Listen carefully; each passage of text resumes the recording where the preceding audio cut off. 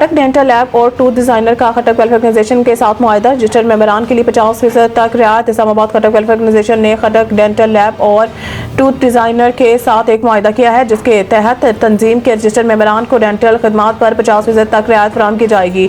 रियायती खदमात की तफसीलात डेंटल लेबॉर्ट्री खदमात, रजिस्टर्ड मेंबरान को डेंटल प्रोसेसिंग फिक्सचर और दीगर लैब सर्विसेज पर खुसूसी रियायत फराहम की जाएगी। डेंटल डिजाइनिंग मेंबरान के लिए टूथ डिजाइनिंग, डेंचर और दीगर कामों पर 50% तक रियायत दस्तयाब होगी।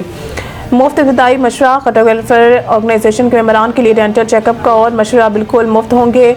रायती नर्क मुख्तलिफ खदमात पर 20 से 50% तक रियायत फराहम की जाएगी। तकरीब में खटक वेलफेयर ऑर्गेनाइजेशन के सदर डॉक्टर नुमान सईद खटक, जनरल सेक्रेटरी अफजल खटक, हेल्थ कोऑर्डिनेटर डॉक्टर कैसर फारूक खटक, एहसानुल्लाह खटक, कोऑर्डिनेटर बारा कहू और खटक डेंटल लैब टूथ डिजाइनर के डॉक्टर सईद खटक ने शिरकत की।